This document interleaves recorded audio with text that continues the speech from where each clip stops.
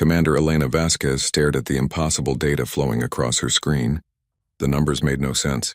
After 500 years of silence, Earth's quantum signature had suddenly appeared in the old solar system like a ghost returning to haunt the living.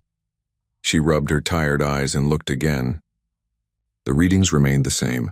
Her hands shook slightly as she reached for the communication panel. Bridge to Science Division. I need Dr. Chen in my office immediately. Elena had been born on New Terra, a colony world 300 light-years from where Earth used to be. Like most humans in the Terran diaspora, she had grown up with stories of the lost homeworld. Earth was legend now, a cautionary tale told to children about the dangers of reaching too far into the unknown. Dr. Marcus Chen arrived within minutes, his dark hair messy from sleep. As the chief scientist aboard the Terran Memorial Station, he was used to being called at odd hours. But the look on Elena's face told him this was different. "Commander, what's wrong?" Elena turned her screen toward him. "Look at these readings. Tell me what you see." Marcus leaned forward, his eyes widening as he processed the data. "This can't be right. Earth's quantum signature. It's showing up in Sol system coordinates." "Run a full diagnostic on all sensors," Elena ordered. "I want to be absolutely certain before we report this." While Marcus worked, Elena walked to the large viewing port that looked out into deep space. The Terran Memorial Station was humanity's largest deep space facility, home to 50,000 souls. It served as both a research center and a meeting point for the scattered human colonies. The Terran diaspora had grown strong over the centuries. Dozens of worlds now carried human life, each adapted to their new homes. Some colonists had modified themselves to breathe different atmospheres. Others had enhanced their bodies for high-gravity worlds or the cold vacuum of space stations. But they all shared the same origin story. Earth had vanished in 2047, taking 9 billion people with it. No explosion, no debris field, no distress signals. One day Earth was there, the next day it was gone. Only the automated colony ships that had already left the solar system survived to carry humanity to the stars. "Commander," Marcus called out, his voice tight with tension. "The diagnostics are clean. All sensors are functioning perfectly. This reading is real." Elena felt her heart racing. "Are you telling me Earth is back?" "The quantum signature matches archived data perfectly. But Elena, there's something else. Look at these temporal readings." Elena hurried back to her desk. The new data made her stomach turn. "These numbers, they're showing massive space-time distortions around Earth's location. Whatever happened to Earth, it wasn't natural," Marcus said quietly. "The quantum field around that area is unlike anything I've ever seen." Elena made her decision quickly. As commander of the Memorial Station, she had the authority to investigate threats to human space. And this definitely qualified as a threat. "I'm calling an emergency council meeting. We need to send a reconnaissance fleet to Sol system." Within 6 hours, Elena had assembled her senior staff in the main conference room. Captain Sarah Mitchell from the Exploration Division sat next to Dr. Chen. Admiral James Torres, the station's military commander, looked skeptical as he reviewed the data. "You're asking me to authorize a mission based on sensor readings that shouldn't be possible," Torres said. "I'm asking you to help me investigate the return of our homeworld," Elena replied firmly. "If Earth is really back, we need to know why and how." Captain Mitchell spoke up. "The nearest ships we could use are the Homeward, the Pioneer's Dream, and the Silent Vigil. All three are exploration vessels with full scientific equipment." "How long to reach Sol system?" Elena asked. "With our fastest engines, about 3 weeks," Mitchell answered. Admiral Torres frowned. "Elena, I understand your enthusiasm, but we need to consider the risks. Earth vanished for a reason. Whatever caused it might still be dangerous." "Which is exactly why we need to investigate," Elena insisted. "If there's a threat to human space, we need to know about it." Dr. Chen pulled up the archived records from Earth's final days. "I've been reviewing the last transmissions we received before Earth vanished. Most were routine communications, but there are some strange entries in the scientific databases. The holographic display showed fragments of research notes and emergency communications." Elena read them with growing unease. "Project Dimensional Gateway.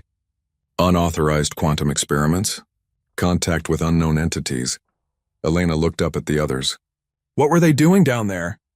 "According to these records, Earth scientists were conducting experiments with dimensional technology in early 2047, Marcus explained. They were trying to open pathways to parallel universes. Admiral Torres leaned back in his chair. And you think these experiments caused Earth to vanish? I think they opened a door they couldn't close, Marcus replied.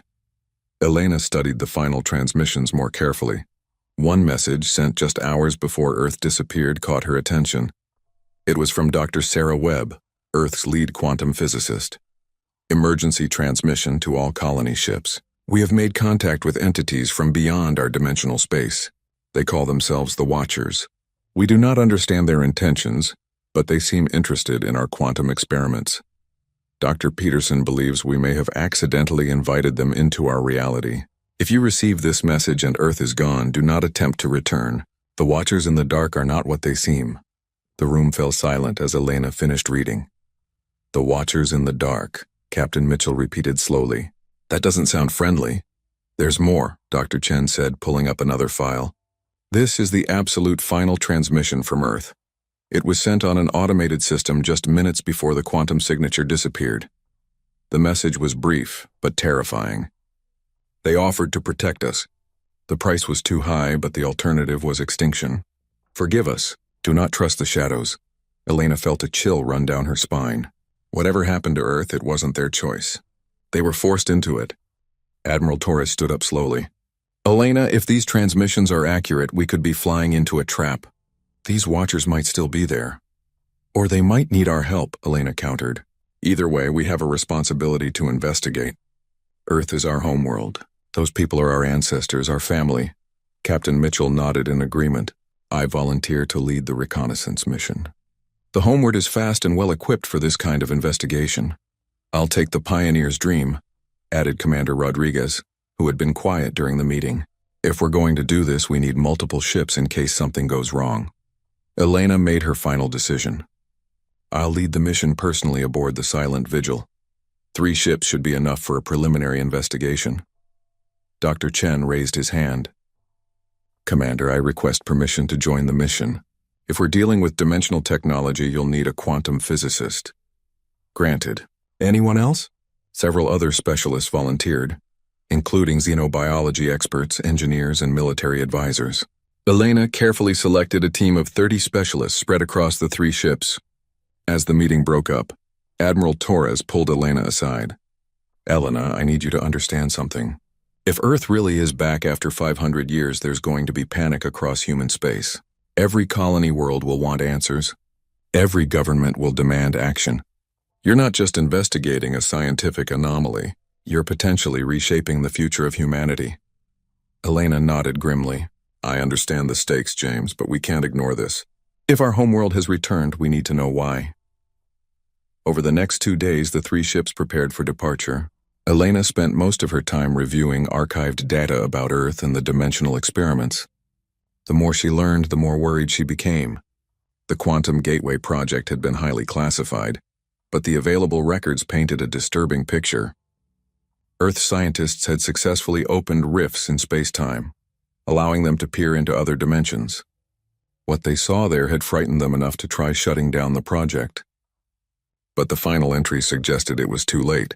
Something from the other side had noticed Earth and was coming through the rifts.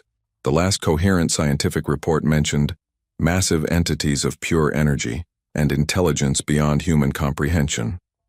Elena was reading these reports in her quarters when Dr. Chen contacted her. Commander, I've found something else in the archives. It's a personal message from Dr. Webb, recorded just hours before Earth vanished. Elena authorized the transmission to her personal screen. Dr. Webb appeared as a hologram, looking exhausted and frightened. This is Dr. Sarah Webb, personal log, final entry. If anyone ever finds this recording, you need to know what really happened here. The entities we contacted aren't hostile, but they're not friendly either. They see us as specimens, curiosities to be studied and preserved. Webb paused, looking over her shoulder as if expecting something to appear. They've offered to protect Earth from something they call the Devourers. Apparently, our dimensional experiments attracted the attention of something much worse than the Watchers. The Devourers consume entire timelines, erasing civilizations from history itself. Elena felt her blood turn cold. Things that could erase entire timelines sounded like nightmare material. The Watchers say they can hide Earth in a temporal bubble, keeping us safe from the devourers. But the price is that we'll be cut off from normal space-time. We'll exist, but we'll be trapped, unable to leave or communicate with the outside universe. Webb's image flickered as if the recording was being disrupted. The government has decided to accept their offer. They believe it's better to be trapped than extinct. I'm not sure I agree, but the alternative is the complete destruction of human civilization. If you're receiving this message, it means we went through with it. Earth is gone, but not destroyed. We're somewhere else, someone else waiting. The recording ended abruptly, leaving Elena staring at an empty screen. She immediately called Dr. Chen. Marcus, did you see the full recording? Yes, Commander. If Dr. Webb was telling the truth, Earth isn't just back. It's been in some kind of temporal prison for 500 years. Elena walked to her viewport and looked out at the stars. Somewhere out there, Earth waited with 9 billion people who had been trapped for 5 centuries. People who might not even know how much time had passed. Marcus, what do you think happened? Why would Earth's temporal bubble suddenly fail after all this time? I don't know, Elena, but I have a feeling we're about to find out. The next morning, Elena stood on the bridge of the silent vigil as the 3-ship fleet prepared to depart. Captain Mitchell's voice came through the communication system from the homeward. All ships report ready for departure, Commander. Elena took a deep breath. She was about to lead humanity back to its lost homeworld, but she had no idea what they would find there. Ancient entities that claimed to be protectors, a planet full of people trapped in time, or something much worse. Begin jump sequence, Elena ordered. Destination, Sol system. Let's go bring our people home. As the ships entered hyperspace, Elena couldn't shake the feeling that they were walking into a trap 500 years in the making. But humanity had never been known for taking the safe path. If Earth was out there, they would find it. And if the Watchers in the dark were still there, humanity would deal with them too. 3 weeks later, Elena stood on the bridge of the silent vigil as the fleet dropped out of hyperspace at the edge of the Sol system. What she saw through the main view screen made her heart stop. Earth was there. Not the dead, lifeless rock she had expected to find, but the blue-green jewel of her ancestors' stories. White clouds swirled over familiar continents. The lights of cities twinkled on the dark side of the planet. It looked exactly like the archived images from 2047. Commander, called Lieutenant Park from the sensor station. I'm reading normal atmospheric composition. Oxygen, nitrogen, trace gases all within expected parameters. The planet appears to be fully inhabited. Elena felt dizzy. After 500 years, Earth looked like nothing had changed at all. Captain Mitchell, Commander Rodriguez, are you seeing this? Elena asked through the communication system. Confirmed, Elena, came Mitchell's voice from the homeward. Earth looks perfectly normal. Almost too normal. Dr. Chen was bent over his instruments, frowning at the readings. Commander, the quantum signature is definitely Earth's, but there are some very strange readings around the planet. Define strange. Space-time distortions. The gravitational field around Earth is fluctuating in patterns I've never seen before. It's like the planet is flickering in and out of our dimension. Elena moved to the sensor station to see for herself. The data was confusing. Earth appeared solid and real, but the quantum readings suggested it was somehow unstable. What about communications? Can we contact them? Lieutenant Park tried several frequency ranges. I'm picking up normal Earth communication traffic. Radio, television, internet data streams. Everything appears to be functioning normally.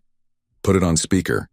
The bridge filled with familiar sounds. Music, news broadcasts, casual conversations. Elena heard people talking about weather, sports, politics. It sounded like any normal day on Earth. Except the date stamps on the transmission showed 2047. They think it's still 2047, Elena whispered. Commander Rodriguez's voice came through the communication system. Elena, my science team is detecting something else. Every electromagnetic signal from Earth is arriving with a temporal delay of exactly 500 years. Dr. Chen looked up from his station. That's impossible. If the signals are from 2047, they should have reached us centuries ago. Unless, Elena said slowly, they've been broadcasting the same day over and over again for 500 years. The implications were terrifying. If Earth was stuck in some kind of temporal loop, repeating the same day endlessly, then the people down there might not even know what had happened to them. Commander, Lieutenant Park called out urgently, I'm detecting movement in Earth's orbital space. Multiple objects approaching our position. Elena looked at the tactical display. 3 spacecraft were rising from Earth's surface, heading directly toward the fleet. But these weren't the primitive ships Earth should have had in 2047.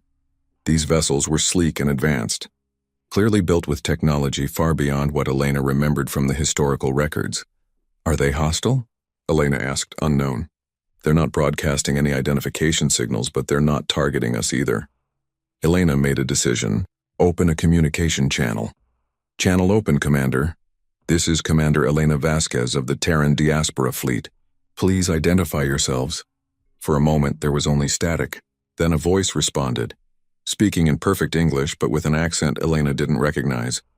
Commander Vasquez, this is Captain David Park of the Earth Defense Force. We have been expecting you. Elena exchanged glances with Dr. Chen. Expecting us? How did you know we were coming? Time moves differently here, Commander. We received your quantum signature 3 days ago, though I understand you departed only moments ago from your perspective. The science team on all 3 ships worked frantically to understand what they were hearing.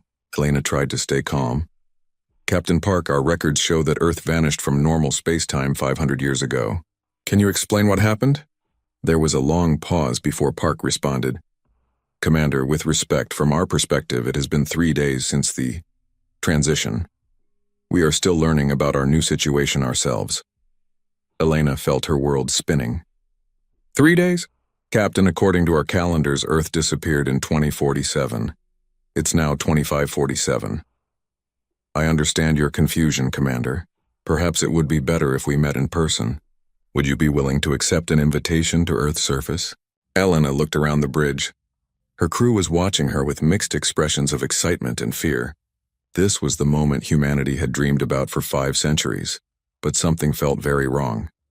Dr. Chen, what's your assessment? Marcus was studying the quantum readings with intense concentration. Elena, the space-time distortions around Earth are getting stronger. Whatever is keeping this planet in temporal isolation, it's not entirely stable. Elena made her decision. Captain Park, we accept your invitation. But I want to bring a small team down in shuttles first, not the entire fleet. Understood, Commander. We will guide you to a safe landing zone. As Elena prepared for the shuttle trip, she chose her team carefully. Dr. Chen would come, along with 2 security officers and a communications specialist. She wanted to be ready for anything. The shuttle ride to Earth's surface was eerily normal. The planet looked exactly as it should, with familiar geography and weather patterns. But Elena couldn't shake the feeling that something fundamental was wrong. They landed at what appeared to be a standard spaceport, complete with landing control and ground crew. But Elena noticed immediately that all the personnel moved with strange, synchronized precision. Their actions seemed almost rehearsed. Captain Park met them at the landing pad. He was a tall man with graying hair and kind eyes, but Elena noticed something odd about him immediately. Despite the bright sunshine, Captain Park cast no shadow. "Welcome to Earth, Commander," Park said with a warm smile. "I hope your journey wasn't too difficult." Elena tried not to stare at the shadowless man. "Captain, I have to ask directly. Do you and your people understand what has happened to Earth?" Park's expression became more serious. "We understand some of it. Our scientists tell us that we have been protected by entities from outside our normal space-time. They call themselves the Watchers." Dr. Chen stepped forward. "Protected from what?" "From something called the Devourers," Park replied. "According to our scientists, these entities consume entire timelines. The Watchers offered to hide Earth from them."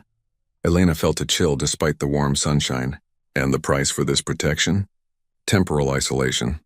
We exist in what the Watchers call a bubble of preserved time. We can observe the outside universe, but we cannot interact with it normally." Elena looked around the spaceport. Everything appeared completely normal, except for the lack of shadows. "Captain, why don't you have a shadow?" Park looked down at where his shadow should be inside. One of the side effects of temporal isolation. We exist slightly outside normal space-time, so light behaves differently around us. Dr. Chen was scanning the area with his instruments. "Commander, the quantum readings here are off the charts. This entire area is saturated with temporal energy." Elena had a sudden, terrible thought. "Captain Park, what happens if the temporal bubble fails?" Park's face went pale. "Our scientists believe that would expose Earth to the Devourers. But there's another problem. The bubble has been weakening over time. The Watchers have told us it cannot be maintained indefinitely. How much time do we have? Unknown. Perhaps days, perhaps years. The Watchers are not always clear in their communications. Elena felt the weight of 500 years of human history pressing down on her. Earth had survived, but at what cost? 9 billion people trapped in a temporal prison, slowly losing their connection to normal reality. Captain, I need to ask something important. Do you remember the day Earth was, protected? Park nodded slowly. Some of us do.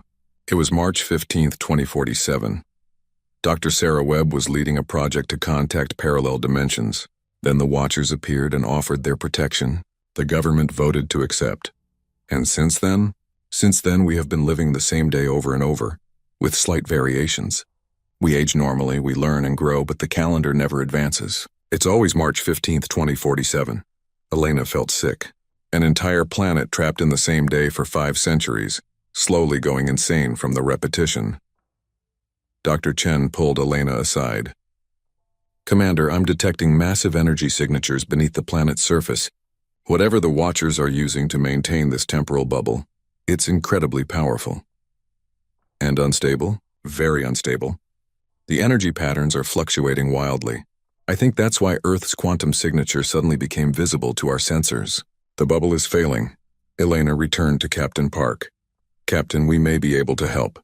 Our technology has advanced significantly in the past 500 years. Perhaps we can find a way to safely dissolve the temporal bubble. Park's eyes lit up with hope.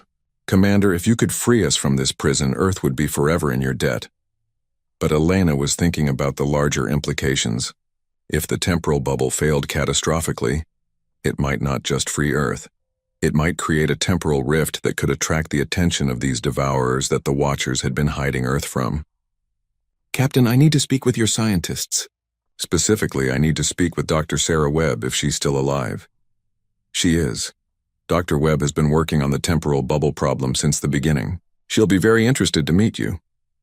As they traveled toward the scientific facility where Dr. Webb worked, Elena noticed more disturbing details about this version of Earth.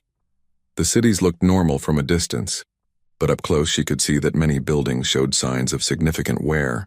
People moved about their daily routines, but their actions seemed almost mechanical, as if they had performed the same tasks thousands of times before.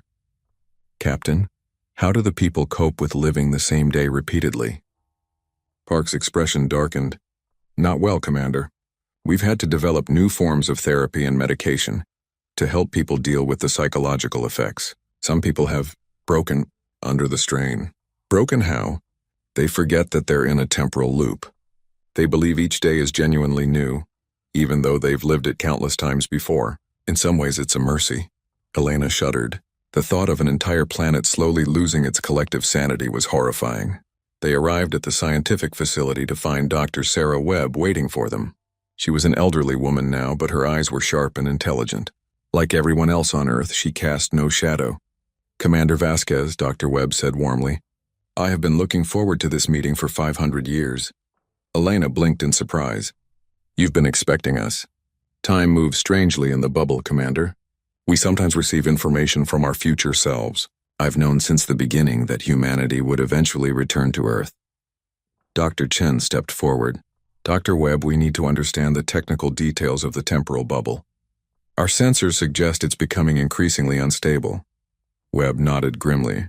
You're correct. The Watcher's protection is failing. We estimate that we have perhaps weeks before the bubble collapses entirely. And when it collapses, Earth will return to normal spacetime. But the process will create massive temporal distortions that could be detected across the galaxy. If the Devourers are still out there, they will know exactly where to find us.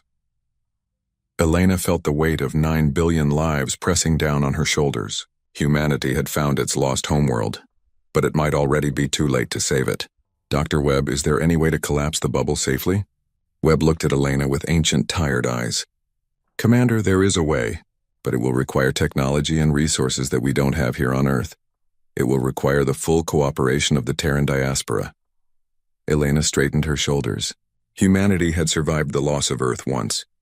They would find a way to save it now. Dr. Webb, tell me what you need. Dr. Webb led Elena and her team into the deepest levels of the research facility. The corridors here were dimly lit and hummed with strange energy. Helena could feel the hair on her arms standing up from the electromagnetic fields. "Commander, what I'm about to show you must remain classified until we decide how to proceed," Webb said as they walked. "The truth about our situation is far more complex than Captain Park was able to explain." They entered a massive underground chamber filled with equipment Elena didn't recognize. At the center of the room stood a crystalline structure that seemed to bend light around itself. Elena could see through it, but her eyes couldn't quite focus on what was inside. "This is our communication array," Webb explained. "It allows us to speak with the Watchers." Dr. Chen was already scanning the crystal with his instruments. "Commander, this thing is generating quantum fields unlike anything in our technology." "It's definitely not human-built," Webb nodded. "The Watchers provided it after we agreed to the temporal protection. Through this device, we've learned much about our situation and the threats facing humanity." Elena approached the crystal carefully. "What exactly are these Watchers? Are they friendly?" "That's complicated," Webb replied. "They exist in dimensions beyond our normal understanding. They perceive time differently than we do. To them, past, present, and future are all equally real and visible." As if responding to their presence, the crystal began to glow more brightly. Elena heard a sound like whispering voices speaking in languages that shouldn't exist. "They're here," Webb said quietly. "The Watchers want to communicate with you directly, Commander." Elena felt a moment of fear, but she had come too far to back down now. "How do I speak with them?" "Just speak normally. They understand all human languages, though their responses can be difficult to interpret." Elena stepped closer to the crystal. "I am Commander Elena Vasquez of the Terran Diaspora. We've come to help Earth." The whispering voices grew louder, and suddenly Elena could understand them. The words seemed to form directly in her mind rather than through her ears. "Elena Vasquez, we have observed your journey across the void of years. You seek to free the preserved ones from their temporal sanctuary." Elena fought to stay calm. Communicating with beings from other dimensions was not covered in any training manual. "Yes. We want to help our people return to normal space-time. The preservation was necessary. The Devourers had detected this reality cluster and were approaching to feed. Without our intervention, your species would have been erased from all timelines." Dr. Chen leaned forward. "What are these Devourers exactly?" The crystal pulsed, and Elena felt a wave of cold terror wash over her mind. For a brief moment, she saw images of vast hungry entities moving between dimensions, consuming entire galaxies worth of temporal energy. The Devourers are entropy given consciousness. They exist to unmake creation itself. When your people opened doorways between dimensions, you inadvertently sent signals across reality that attracted their attention. Elena struggled to process what she was learning. "So you hit Earth to protect it?" "Correct. But the preservation was meant to be temporary. We intended to relocate your world to a safer dimensional space once the Devourers moved on to other feeding grounds." Webb spoke up. "But something went wrong, didn't it? The preservation has lasted much longer than planned. The Devourers did not move on. They have established a feeding colony in this dimensional region. They continue to search for the preserved world. Our concealment grows weaker with each passing cycle." Elena felt her heart sink. "Are you saying the Devourers are still out there, still looking for Earth?" "They have never stopped searching. And they have grown stronger. They have consumed 17 galaxies in this region since your preservation began." The number was so large Elena couldn't truly comprehend it. 17 entire galaxies, billions of stars and planets all erased from existence. Dr. Chen was taking detailed readings of the crystal. "Commander, the energy patterns here suggest that maintaining the temporal bubble requires enormous amounts of power. Where is that energy coming from?" "An excellent question, Dr. Chen," the Watchers responded. "The preservation draws energy from the quantum foam that underlies reality itself. But this process creates side effects." Elena didn't like the sound of that. "What kind of side effects?" "The temporal bubble acts as a beacon in quantum space. Each day it operates, it becomes more visible to entities that can perceive dimensional energy. The Devourers have been tracking this beacon for several of your centuries." Webb looked pale. "You're saying that the protection itself is what's going to lead the Devourers to us?" "Eventually, yes. We estimate that the concealment will fail within your time frame of 30 to 60 days. When it does, the Devourers will converge on this location." Elena felt the weight of impossible responsibility settling on her shoulders. "Is there any way to shut down the temporal bubble safely?" There is one method, but it requires precise coordination and significant sacrifice. Explain. The crystal dimmed for a moment, as if the watchers were conferring among themselves. The temporal bubble can be collapsed gradually using quantum resonance technology.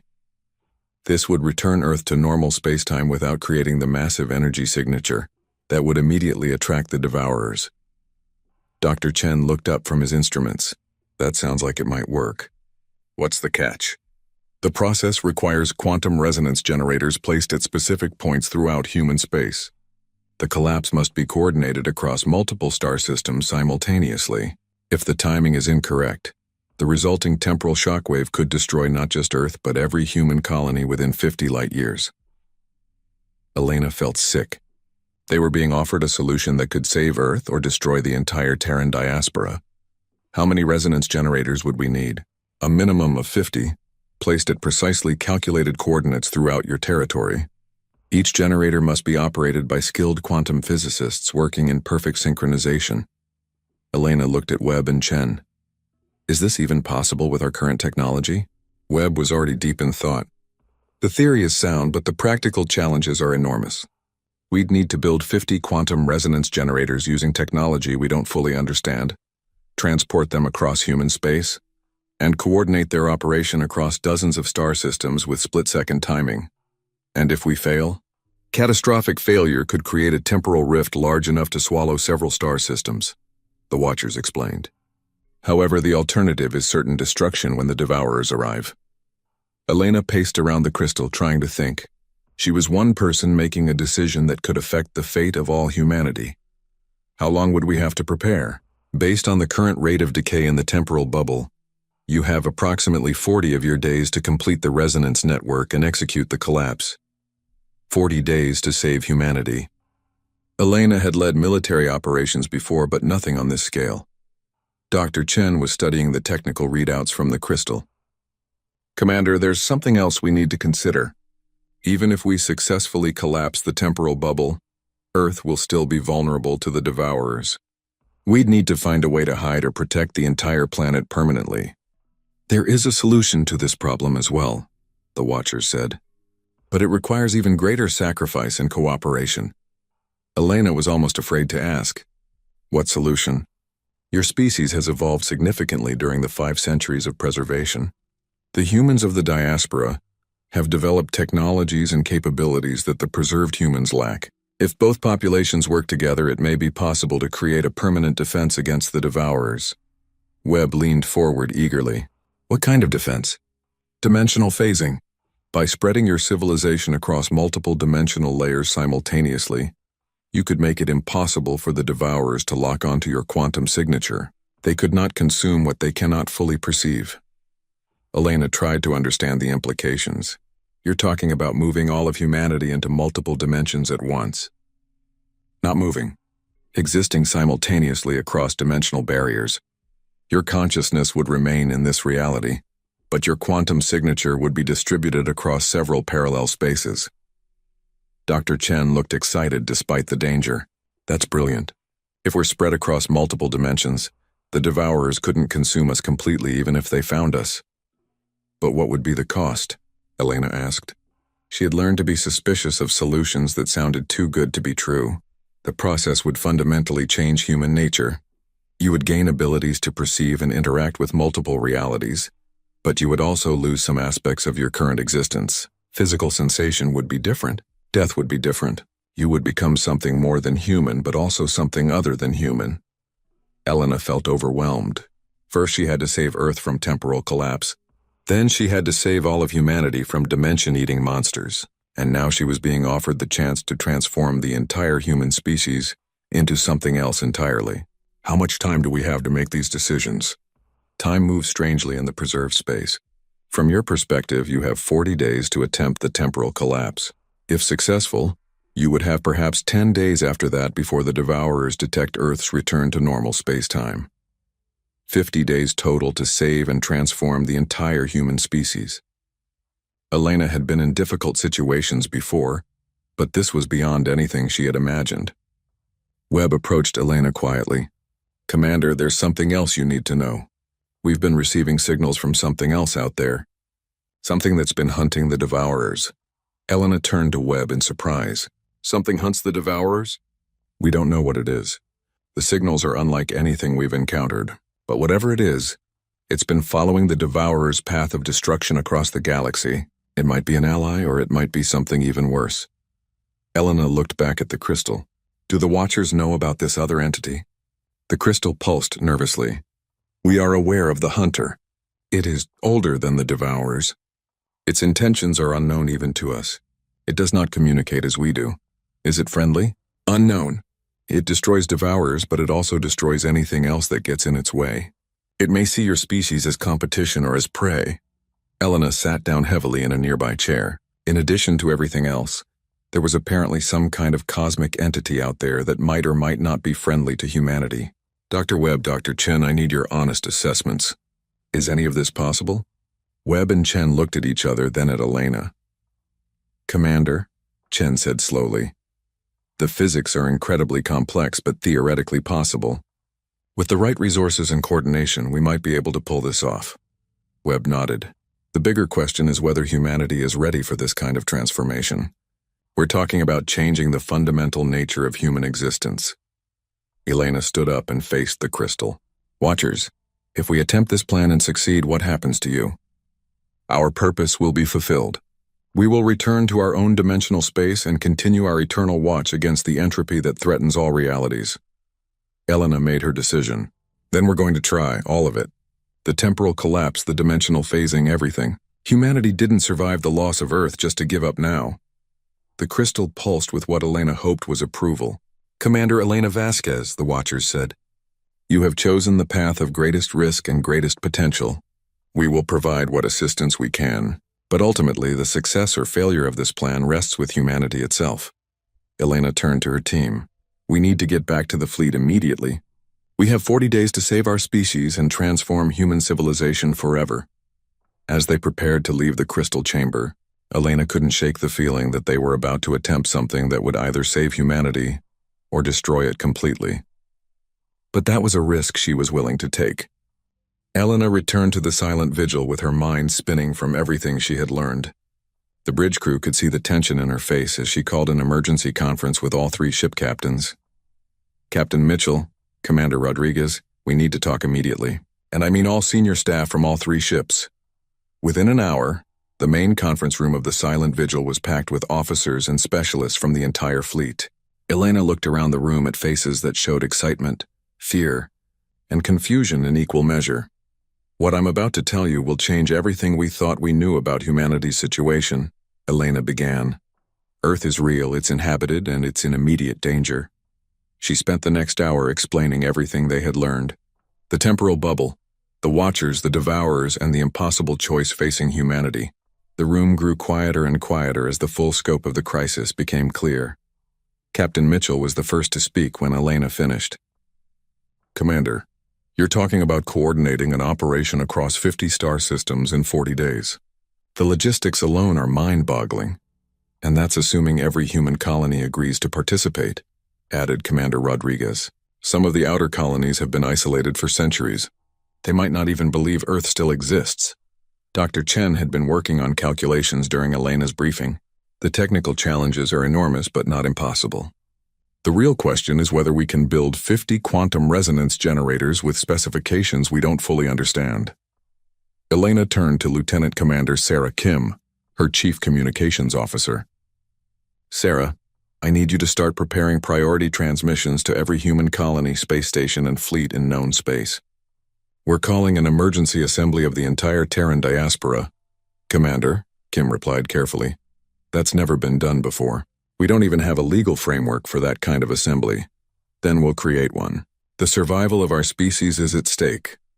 Dr. Webb, who had joined them on the silent vigil, spoke up from the back of the room. Commander, there's something else we need to discuss. The psychological impact on Earth's population. Elena turned to her. What do you mean? 9 billion people have been living the same day for 500 years. Many of them have severe psychological trauma from the repetition. When the temporal bubble collapses, they're going to wake up to a universe that has moved on without them. The implications hit Elena like a physical blow. They're going to need massive support systems. medical care, psychological counseling, integration into modern human society. And that's assuming they want to integrate, Webb continued. Some of Earth's population has become isolated from reality. They may not be able to handle the truth about what happened to them. Captain Mitchell looked grim. So we're not just trying to save Earth. We're trying to rehabilitate an entire planet of traumatized people. Elena felt the weight of responsibility growing heavier by the moment. But she had made her choice, and humanity had never been known for backing down from impossible challenges. One problem at a time, Elena said firmly. First, we save Earth from the devourers. Then we help our people heal. Over the next several hours, Elena's team worked frantically to develop a comprehensive plan. They divided the operation into several phases, each with its own set of challenges. Phase 1 involved contacting every human settlement and convincing them to participate. This alone would take weeks, as some colonies were days away even by fast messenger ship. Phase 2 required building 50 quantum resonance generators based on specifications that the Watchers would provide. The generators would need to be constructed simultaneously across human space, using resources from dozens of different worlds. Phase 3 was the actual collapse of the temporal bubble, which would require split-second coordination across multiple star systems. Phase 4 was the dimensional phasing process that would hopefully protect humanity from future attacks by the devourers. It's impossible, muttered Commander Rodriguez as he reviewed the timeline. We need at least 6 months for Phase 2 alone. Elena looked at the plan spread across the conference table. Then we'll have to do the impossible. Dr. Chen, how long would it take to transmit the generator specifications to our best manufacturing centers? If we use quantum burst transmission, we could get the information to the major colonies within a week. But Commander, these specifications are unlike anything in our technology. We'll essentially be asking our engineers to build devices they don't understand. Dr. Webb leaned forward. Actually, that might work in our favor. Earth's scientists have been studying the Watchers' technology for 500 years. We could send technical advisors to each manufacturing site. Elena nodded. Good, how many qualified people do we have? Perhaps 24 scientists who truly understand the principles involved. That's not enough for 50 sites. Webb smiled grimly. Then we'll have to teach more people very quickly. Lieutenant Commander Kim interrupted their discussion. Commander, I'm receiving responses to our initial contact attempts. The reactions are mixed. Elena walked over to the communication station. Show me. The responses that came in over the next few hours painted a complex picture of human space. Some colonies were excited and eager to help. Others were suspicious, convinced this was some kind of elaborate hoax. A few were openly hostile, believing that any attempt to rescue Earth was a trap. The response from New Terra, Elena's home colony, was typical. Request denied. Colony Council finds claims about Earth's return to be impossible and potentially dangerous. Recommend psychological evaluation for expedition leadership. Elena sighed. They think we're insane. Can you blame them? Captain Mitchell asked. From their perspective, we're claiming that Earth has been hidden in a time bubble by aliens, and now we need their help to fight cosmic monsters. Elena rubbed her temples. We need proof. Something that will convince them this is real. Dr. Chen looked up from his calculations. Commander, what if we brought representatives from different colonies here to see Earth for themselves? That would take weeks we don't have. Not if we sent the fleet out to collect them. Fast ships could reach the major population centers and bring back observers within days. Elena considered the idea. It was risky to split their forces, but they needed credibility more than they needed firepower. Do it. Captain Mitchell, I want you to take the Homeward to New Terra. Commander Rodriguez, take the Pioneer's Dream to the Alpha Centauri colonies. Bring back scientists, government representatives, anyone with the authority to commit resources to this project. As the two ships prepared to depart, Elena remained on the silent vigil to continue working with Earth's scientists. Dr. Webb had assembled a team of the planet's best quantum physicists to begin developing detailed specifications for the resonance generators. The work was exhausting and often frustrating. Earth's scientists understood the theoretical principles, but translating that knowledge into practical engineering specifications was incredibly difficult. The problem, Dr. Webb explained during one late-night work session, is that the Watcher's technology operates on principles that don't exist in normal spacetime.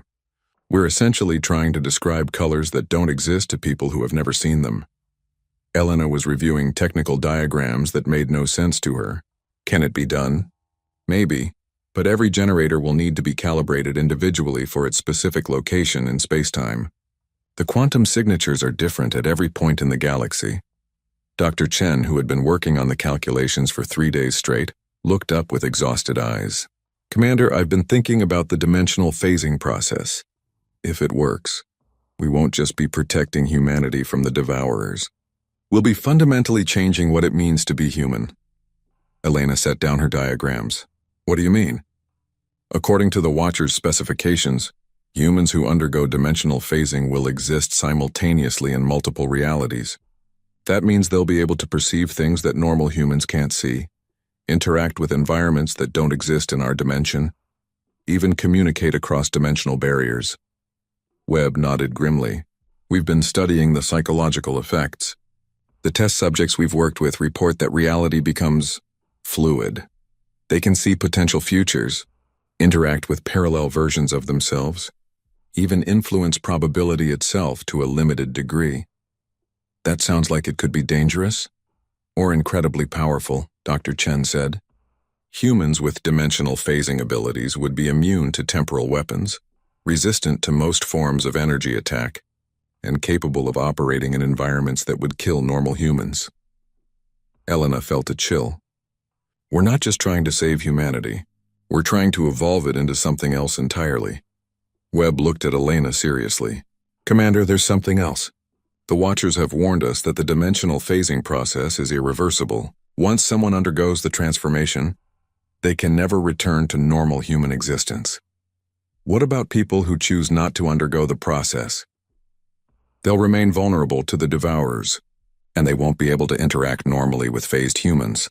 We'll essentially be creating two different species. Elena stared out the viewport at Earth, where 9 billion people lived in ignorance of the choice that was about to be forced upon them. Dr. Webb, Dr. Chen, I need you to be absolutely honest with me.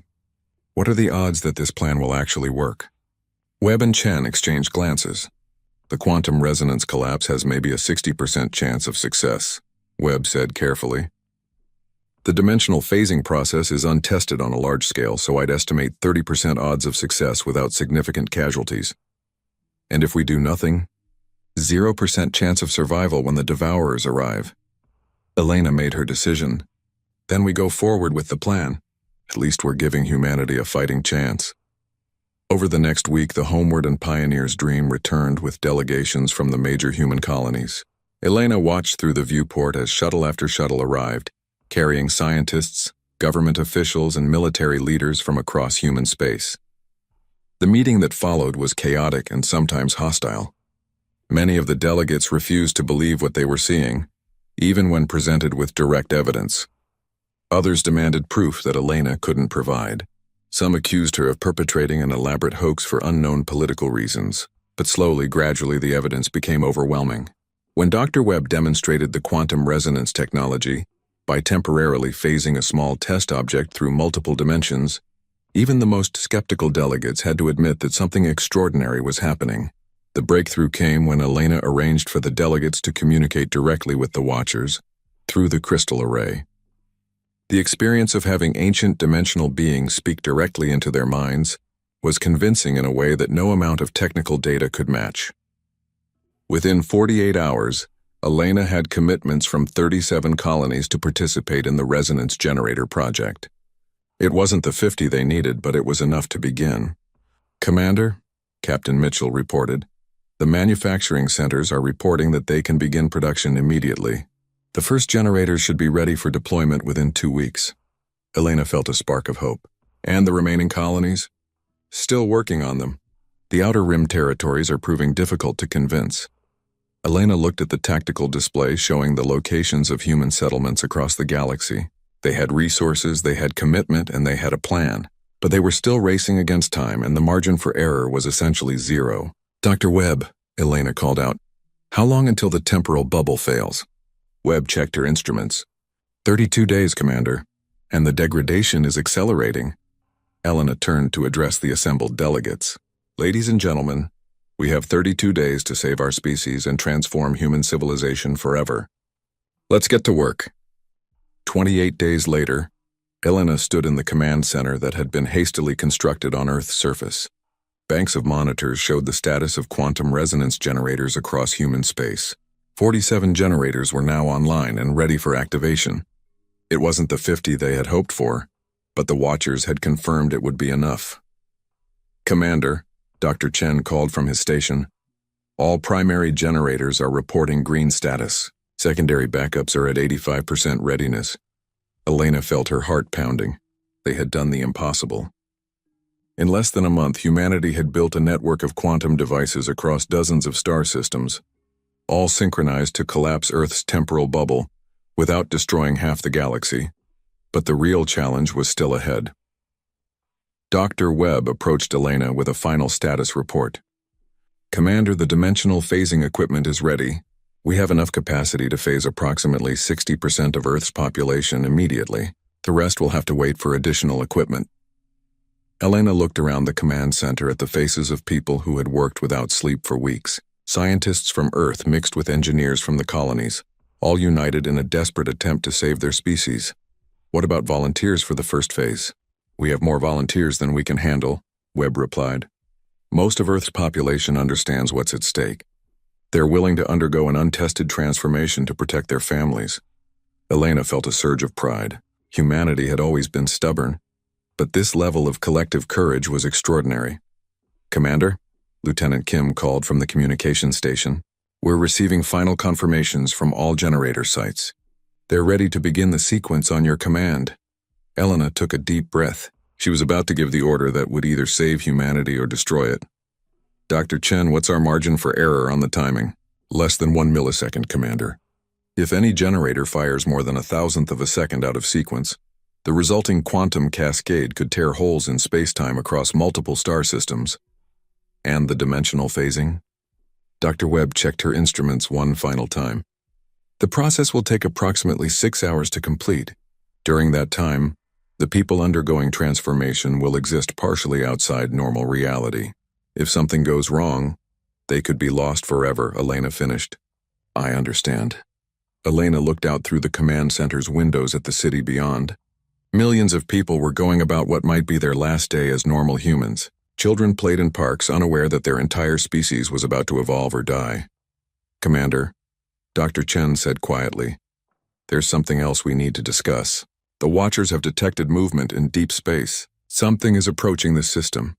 Elena felt her blood turn cold. The Devourers? Unknown. The signature is different from what the Watchers described, but whatever it is, it's big and it's moving fast. Elena turned to the crystal communication array that had been installed in the command center. Watchers, can you identify the approaching entity? The crystal pulsed and the familiar voices filled Elena's mind. The approaching entity is the Hunter. It has detected the temporal instabilities around Earth and is coming to investigate. Is it hostile? Unknown. The Hunter destroys Devourers, but its intentions toward other species remain unclear. It may view your dimensional phasing as a threat. Elena felt the weight of impossible decisions pressing down on her.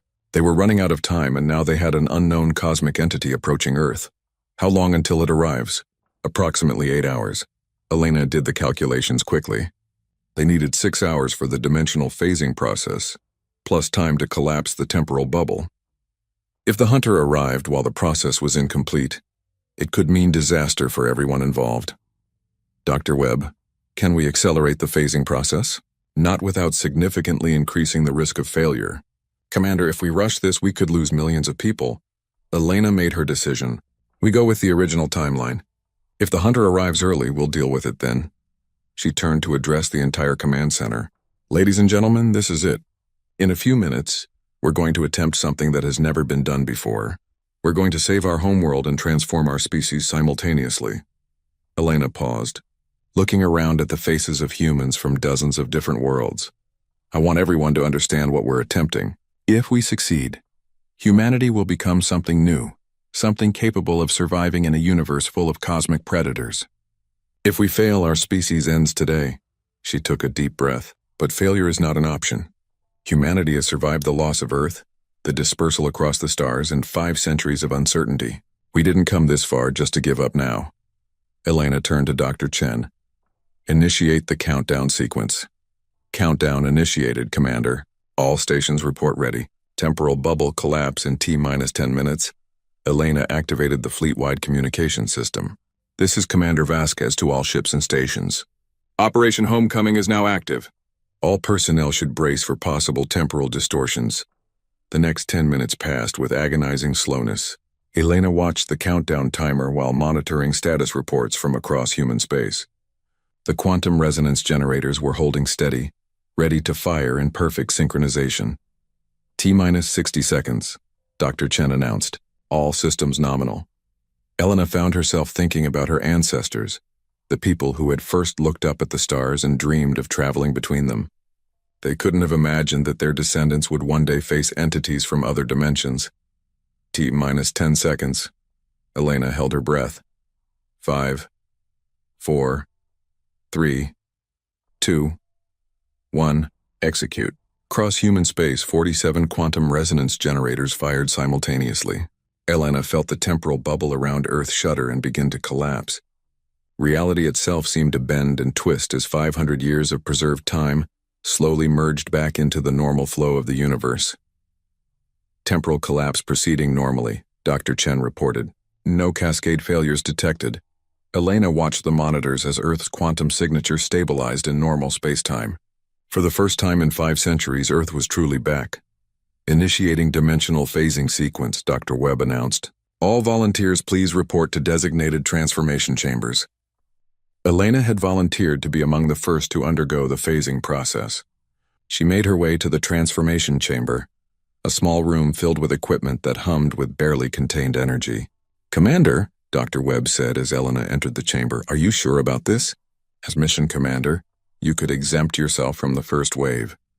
Elena shook her head. If I'm asking 9 billion people to risk this transformation, I need to go first. Elena lay down on the transformation platform as technicians attached monitoring equipment. She felt strangely calm as the dimensional phasing process began. The first sensation was of floating, as if gravity had suddenly stopped working. Then Elena felt her consciousness expand, spreading across multiple layers of reality simultaneously. She could see the chamber where her body lay, but she could also see countless variations of the same chamber in parallel dimensions. The experience was indescribable. Elena existed in multiple realities at once, able to perceive probability streams and quantum possibilities that normal humans couldn't even imagine. She could see potential futures branching out like an infinite tree, each decision point creating new possibilities. But most importantly, she could sense the vast cosmic entities that moved through dimensional space.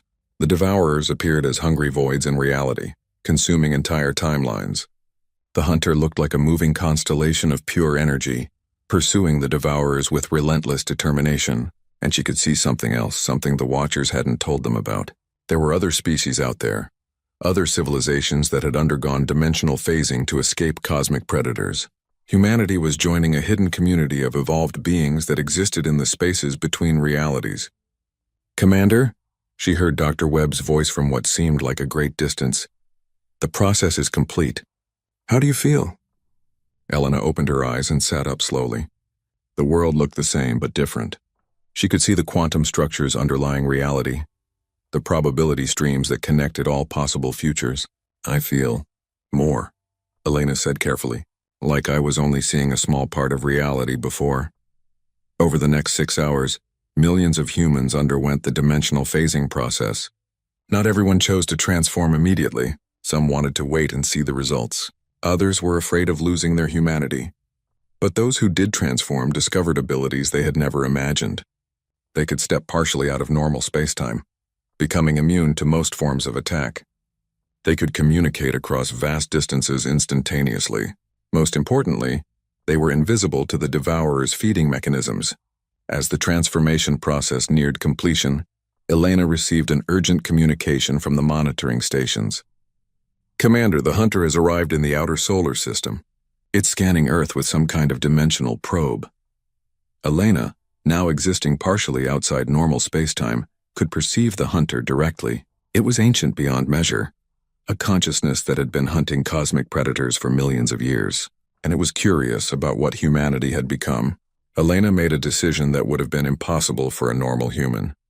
She stepped fully into dimensional space and approached the hunter directly. The communication that followed didn't use words or images.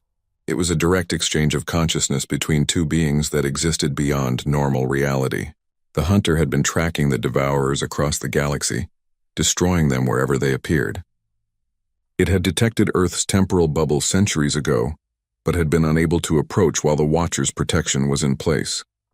Now, seeing that humanity had successfully evolved beyond the devourer's ability to consume them, the hunter was satisfied that this region of space was safe. But the hunter also shared a warning. The devourers were not the greatest threat in the universe. There were entities even more dangerous, things that consumed not just matter and energy but consciousness itself. Humanity's transformation was just the beginning. They would need to continue evolving, continue growing stronger if they hoped to survive in a universe where cosmic predators hunted anything that showed intelligence. Elena returned to normal space-time with this knowledge, sharing it with the other transformed humans through their new quantum communication abilities. So what happens now? Dr. Webb asked as they watched the hunter depart, apparently satisfied that Earth was no longer in danger. Elena looked out at the stars with her new perception, seeing the hidden currents of dimensional energy that flowed between worlds. Now we explore, Elena said. We've joined a community of evolved species that exists in dimensional space. We have new abilities, new responsibilities, and new challenges. She turned to address the assembled scientists and leaders. Humanity has survived the loss of Earth, the threat of the devourers, and our own transformation into something beyond normal human existence. We're not the same species we were yesterday, but we're still human where it counts. Elena paused, feeling the quantum currents of possibility flowing around them. We're stubborn, we're curious, and we refuse to give up. Those qualities didn't change when we evolved. They just got stronger. As Earth settled into its new existence, partially phased across multiple dimensions, Elena couldn't help but smile. Humanity had faced impossible odds and emerged not just victorious, but transformed into something capable of surviving in a universe full of cosmic threats. The shadows had returned to Earth, but now they moved independently, serving as early warning systems for dimensional dangers. Children played in parks where reality was slightly fluid, learning to navigate multiple dimensions as naturally as their ancestors had learned to walk. Earth was home again, but it was also something new, a beacon of hope in a dangerous universe, proof that intelligence and determination could overcome even cosmic predators. And in the hidden spaces between realities, humanity began its next chapter, exploring the infinite possibilities that existed beyond the boundaries of normal space and time. The age of hidden humanity had begun,